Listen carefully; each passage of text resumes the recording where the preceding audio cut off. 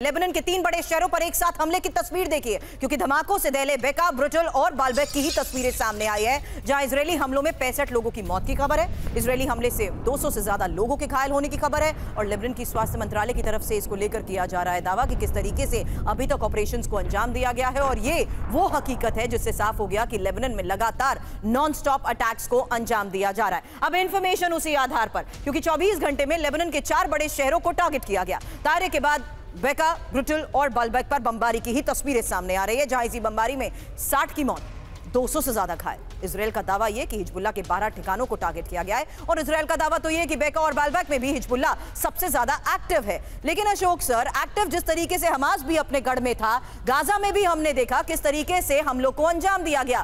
Parallelly अगर उसी strategy को अपनाते हुए हमास के गढ़ में भी वो ऐसा करने में बहुत हद तक कामयाब हो रहा है, सवाल वहीं आता है, इससे भी आप क्या अचीव कर लेंगे?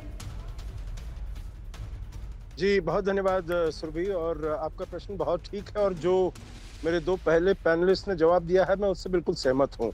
देखिए, गाजा और ये लेबनान, साउथ लेबनान को इक्वेट करना बहुत गलत होगा और मेरे विचार से हम यहाँ पर बात कर रहे हैं तो इजरायल को भी बिल्कुल इसके बारे में मालूम है।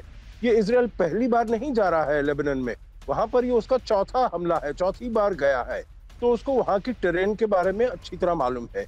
इसीलिए जो वहां पर उसने अटैक शुरू किए हैं, पहले उसने एयर स्ट्राइक्स की, चाहे वो साउथ लेबनान में हो, यहाँ तक कि प्रेशर बनाने के लिए उसने बेरूत तक गया है, यहाँ तक कि नॉर्थ लेबनान में भी जाकर उसने बमबारी की है, ड्रोन्स भेजे हैं वगैरह, बेसिकली हिजबुल्लाह के ऊपर प्रेशर बनाने के लिए और पहले उसका जो टॉप लीडरशिप है उसको एकदम खत्म करने के लिए। परंतु देखिए, ऐसे जब हालात होते हैं तो जरूर वहां पर रेजिस्टेंस आता है। अब रूस को ही देख लीजिएगा, रूस की कितनी बड़ी आर्मी है, कितनी बड़ी उसके पास सप्लाईज है, वेपनरी है, इक्विपमेंट है, परंतु जब वो जाता है उसके अंदर, यूक्रेन के अंदर, तो उसको 5-10 कदम चलकर उसके बाद हर दिन बाद ऐसा मेहनत मशक्कत करनी पड़ती है। और यहाँ का तो टेरेन है, जैसे अभी बताया गया है, बहुत ही हिली टेरेन है, माउंटेनस टेरेन है, बहुत ही अनकॉम्प्रोमाइजिंग टेरेन है, तो उसमें तो इजरायल को पता है जो हम इतनी जल्दी नहीं जा पाएंगे। उनको मुश्किलों का पूरी तरीके से वो उनको आगाह है, परंतु उनके लिए और कोई मेरे विचार से ऑल्टरनेटिव नहीं है, क्योंकि जब उन्होंने कहा है हमारे 60-70 हजार लोग वहां से डिस्प्लेस होकर नीचे आए हैं, नॉर्थ इजरायल से डिस्प्लेस होकर नीचे आए हैं, उनको हमको वहां पर फिर से रिहैबिलिटेट करना है। एग्जैक्टली, वो एक अलग लेवल पर चैलेंजेस है सर। लेकिन फिलहाल ग्राउंड ऑपरेशंस के बाद की आ रही तस्वीर पर जरा गौर करिएगा, क्योंकि अब गाजा में भी हमास से आमने सामने की जंग की तस्वीर सामने आई है और इस हमले में बाल बाल बचे इजरायली सैनिक की फिलहाल तस्वीर देखिए। ये ग्राउंड ऑपरेशन के दौरान अचानक हुई फायरिंग की तस्वीर है।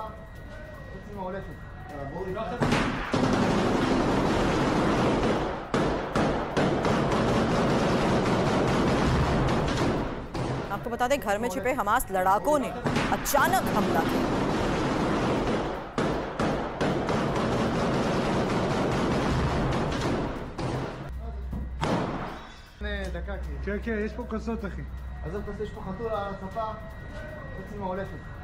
तो एक बार फिर से ये तस्वीरें देखिए, क्योंकि जिस तरीके से अभी तक इस फ्रंट पर हमलों को अंजाम दिया जा रहा था, सवाल ये उठाया जा रहा था कि खंडर में तब्दील हो चुकी इमारतों पर भी लगातार अंदर घुसकर क्यों अंजाम दिया जा रहा है। लेकिन ग्राउंड ऑपरेशन की आमने सामने की ये वो तस्वीर सामने आई है जिससे साफ हो गया कि इस इलाके में अभी भी इमारतों के अंदर हमास के लड़ाके मौजूद हैं और जैसे ही आईडीएफ यहां पहुंची, घर में छिपे हमास लड़ाकों ने फायरिंग शुरू कर दी।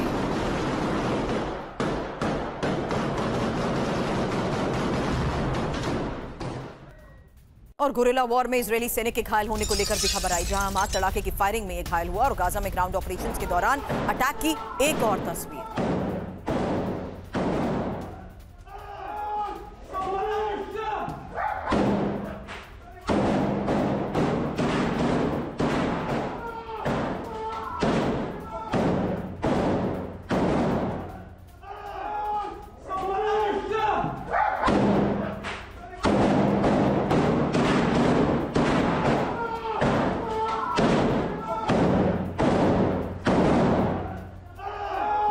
तो आमने सामने की जंग की ये वो तस्वीर है जहां देखिए किस तरीके से गाजा में ग्राउंड ऑपरेशंस के दौरान एक बार फिर से अटैक की ये तस्वीर सामने आई है, क्योंकि इमारतों के अंदर जाकर जिस तरीके से अलग अलग एरियाज में अभी भी आईडीएफ की तरफ से ग्राउंड ऑपरेशंस चलाए जा रहे हैं। दावा ये किया जा रहा था कि ये वो इमारतें हैं जहां हमास के लड़ाकों ने शरण ले रखी है, लेकिन जैसे ही इस इमारत के अंदर आईडीएफ के ये जवान पहुंचे, हमास के लड़ाकों की तरफ से अचानक फायरिंग शुरू हो गई।